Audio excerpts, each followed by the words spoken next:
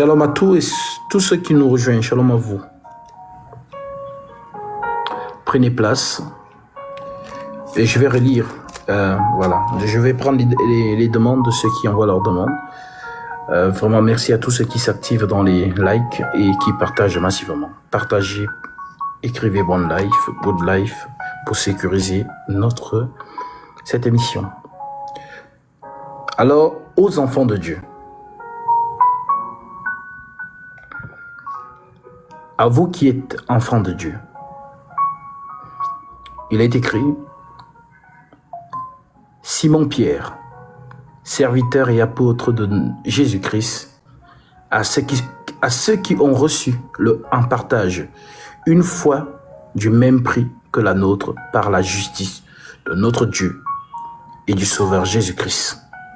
Que la grâce et la paix vous soient multipliées par la connaissance de Dieu et de Jésus-Christ, notre Seigneur.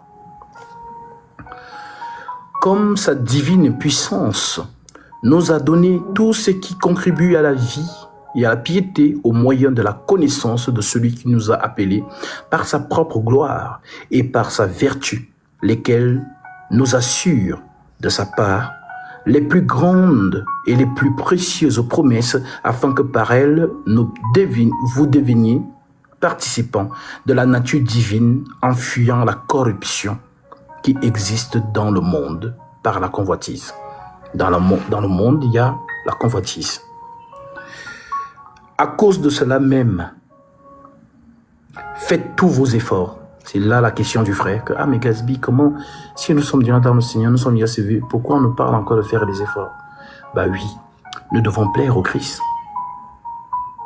L'apôtre Paul le dit aussi. Nous nous efforçons de lui être agréable dans notre conduite.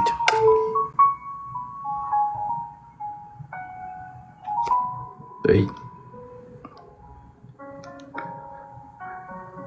À cause de cela même, faites tous vos efforts pour joindre à votre foi. Tu as déjà la foi. Mais à cette foi, on dit, pour joindre à votre foi la vertu. C'est Pierre qui parle, lui qui était dans la montagne. Matthieu chapitre 6. Matthieu 17. Il était dans la montagne. Donc ce n'est pas... C'est Pierre qui vous dit ça. Et à cause de cela même, faites tous vos efforts pour joindre à votre foi la vertu. La vertu. La vertu. À votre vertu, la science, la connaissance. C'est ce qu'on appelle la science. La connaissance. Parce que quand on dit qu'on est chrétien ou chrétienne, on s'est dit sur tous les aspects. On est à la hauteur. Dans la foi, dans la connaissance, dans la vertu, dans la piété, dans les miracles, dans les choses de l'esprit. À cause de cela même, faites tous vos efforts pour joindre à la foi la vertu la science, à la science la tempérance, à la tempérance la patience. Il faut être tempérant. Ne pas prendre les choses à chaud. À la tempérance la patience, il faut être patient. Tel que Paul le dit, soyez patient dans l'affliction. À la patience la piété, il faut être pieux. À la piété l'amour fraternel. Ça, Jésus-Christ, le Seigneur, aime beaucoup cela. L'amour fraternel. Aimer son frère, aimer sa sœur. À l'amour fraternel, la charité. Car si ces choses sont en vous, et y sont avec abondance, elles ne vous laisseront point oisifs ni stériles pour la connaissance de notre Seigneur Jésus-Christ. Mais celui en qui ces choses ne sont pas est aveugle. Il ne voit pas loin et il a mis en oubli la purification de ses anciens péchés. C'est pourquoi, frères, appliquez-vous d'autant plus à affermir votre vocation et votre élection, car en faisant cela, vous ne broncherez jamais. C'est ainsi, en effet, que l'entrée dans le royaume éternel de notre Seigneur et Sauveur Jésus-Christ vous sera pleinement accordée. Voilà pourquoi je prendrai soin de vous rappeler ces choses, bien que vous le sachiez et que vous soyez affermis dans la vérité présente. Et je regarde comme un devoir aussi longtemps que je suis dans ce corps, cette tente, de vous tenir en éveil par les avertissements, car je sais que je la quitterai subitement. Donc il sait qu'il va mourir. Alors avant qu'il ne meure, il faut qu'il nous réitère ces choses, qu'elles soient imprégnées en nous. Car je sais que je la quitterai subitement, ainsi que notre Seigneur Jésus-Christ me l'a fait connaître. Mais j'aurai soin qu'après mon départ, vous puissiez toujours vous souvenir de ces choses. Ce n'est pas en effet en suivant des fables habilement conçues. Des fables habilement conçues. Ça veut dire que des faux ouvriers, des faux hommes de Dieu qui font un travail habile. Ils sont habiles. Lorsqu'ils écrivent leurs livres, leurs choses, leurs trucs, c'est habile. Quand tu regardes, tu dis, vraiment. Mais c'est un piège.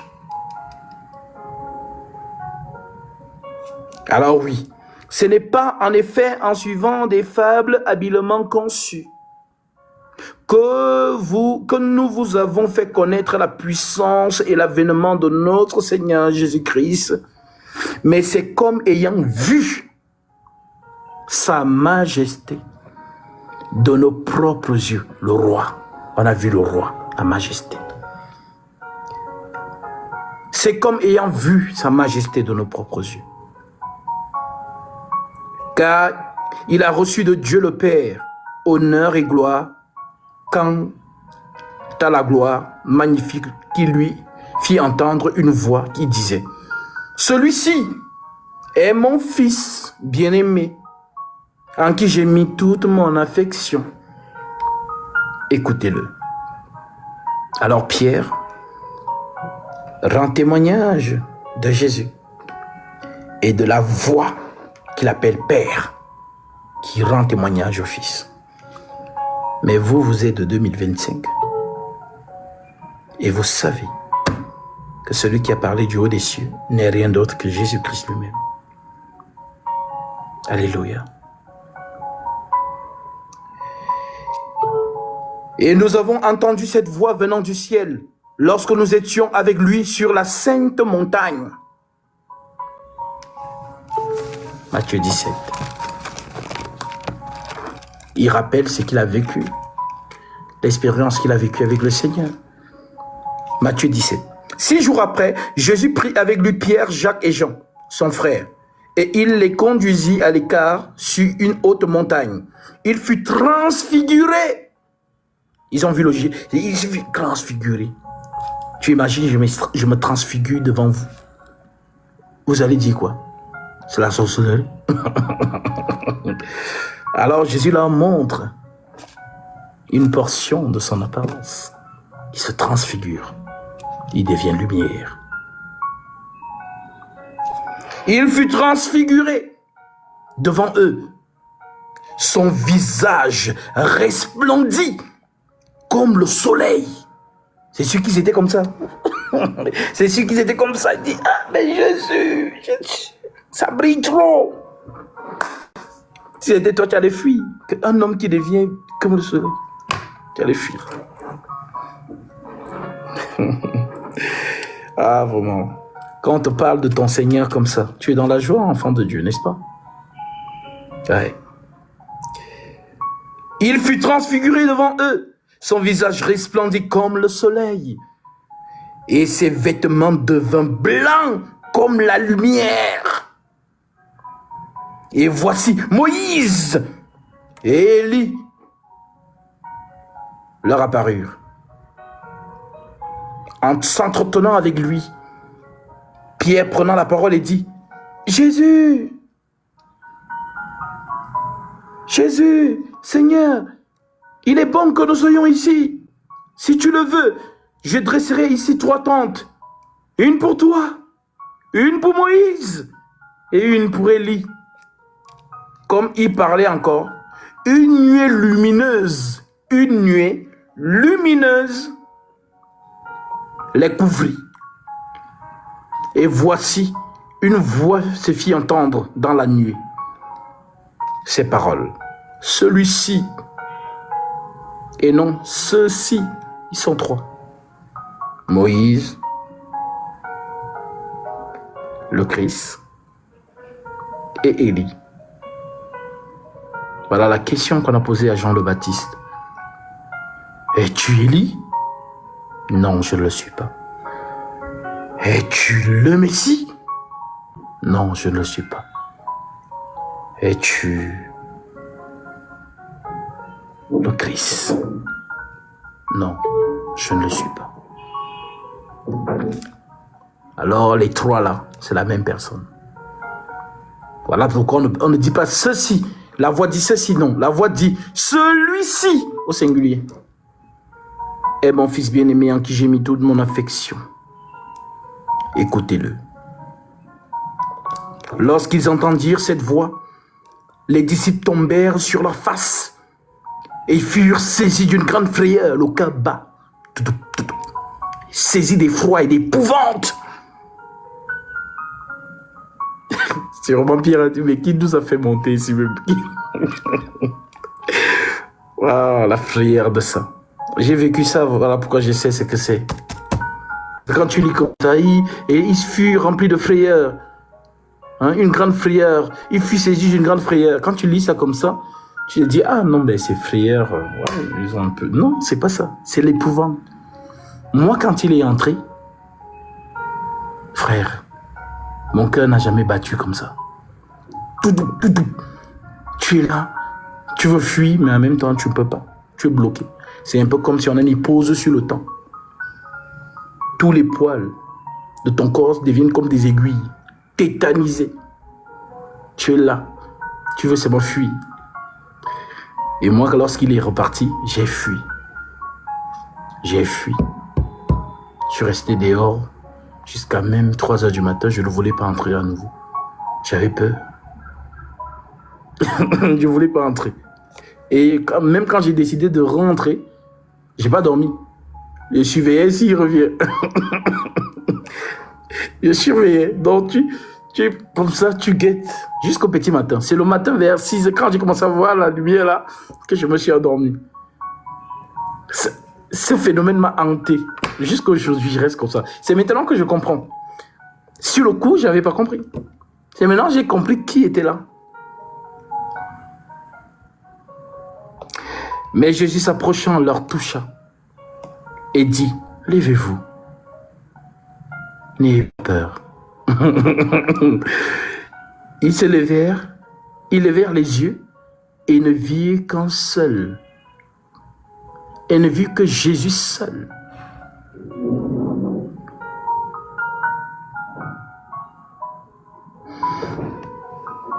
C'est dans cet événement que Pierre rappelle dans 2 Pierre 1.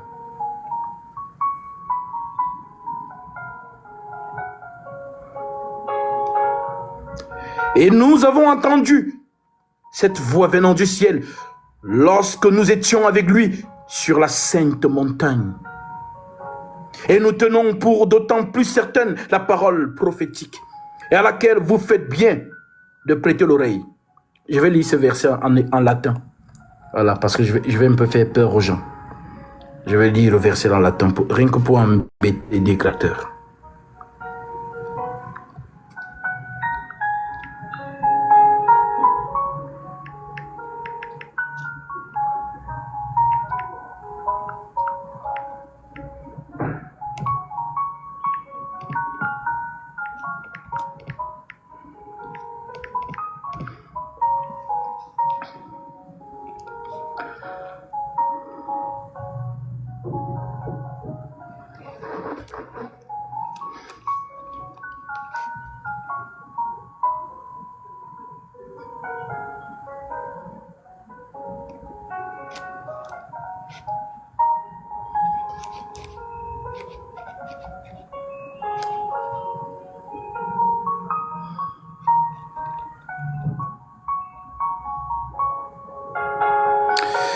Et habemus firmorem, quasi lucernae lucenti in calignoso locedenek dies illusicat et Lucifer orietu in cordibus vertis. Je répète. C'est ce que nous sommes en train de lire là, hein? L'épître de 2 Pierre, chapitre 1, 19. Habemus firmiorem propheticum sormenem quid benefacitix adedantes quasi lucernae lucenti in calignoso loco denec dies et lucicat et Lucifer orietur in cordibus verti. On peut continuer. Hein? Aut primum intelligentes quan omnis prophetia scripturae propria interpretatione non fit. Alors on dit ça en français. Et nous avons entendu. Et nous avons entendu cette voix venant du ciel, lorsque nous étions avec lui sur la sainte montagne, et nous tenons pour d'autant plus certaine la parole prophétique, prophéticum, à laquelle vous faites bien de prêter l'oreille, comme à une lampe qui brille dans un lieu obscur jusqu'à ce que vienne apparaître et que l'étoile du matin, Lucifer, l'étoile du matin se lève dans vos cœurs, sachant tout d'abord, vous-même, qu'aucune prophétie de l'Écriture ne peut être un objet d'interprétation particulière, car ce n'est pas par une volonté d'homme qu'une prophétie a jamais été apportée, mais c'est par le Saint-Esprit que les hommes ont parlé de la part de Dieu.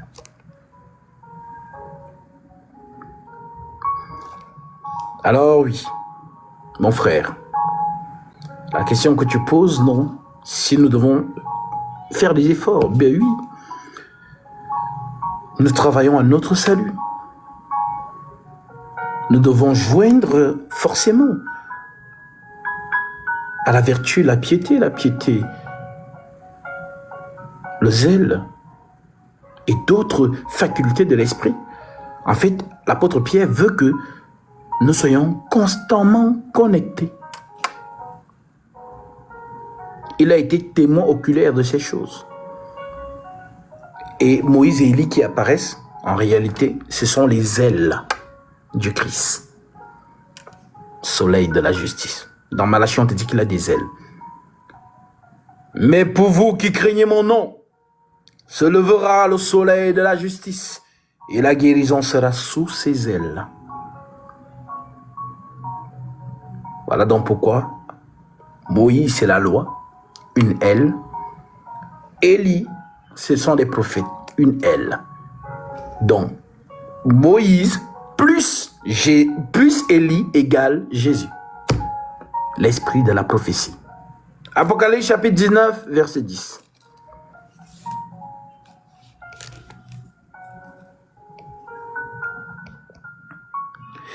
Et je tombais à ses pieds pour l'adorer. Mais il me dit, garde-toi de le faire. Je suis ton compagnon de service et celui de tes frères qui ont le témoignage de Jésus. Adore Dieu, car le témoignage de Jésus est l'esprit de la prophétie.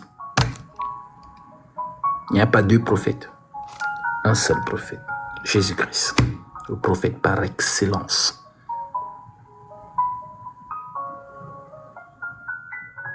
C'est lui, l'esprit de la prophétie. Donc, comme Pierre, Paul nous l'a aussi dit, c'est pourquoi nous nous efforçons de lui être agréable. Nous sommes déjà sauvés, nous sommes l'Église, mais dans notre marche, le Seigneur veut que nous, tous les jours de notre vie, nous nous perfectionnons. Et on dit que c'est lui qui le fait. Si tu le désires dans ton cœur, c'est-à-dire que tu n'es pas dans le Seigneur pour avoir l'engouement de vivre dans le péché. Le péché qui ne mène pas à la mort, bien évidemment. Mais tu es dans le Seigneur parce que justement, Tu as un modèle, c'est lui. Tu veux vivre comme lui. Voilà pourquoi lorsqu'un enfant de Dieu tombe dans la faiblesse, en fait, il n'est pas à l'aise. C'est comme s'il a déçu quelqu'un, c'est comme s'il veut faire... voilà. Que le Seigneur nous fortifie. Qu'il nous donne la force, le courage, la bravoure, la persévérance. Voilà mon frère pour la question que tu as posée. Nous avons atteint les 50 000 j'aime.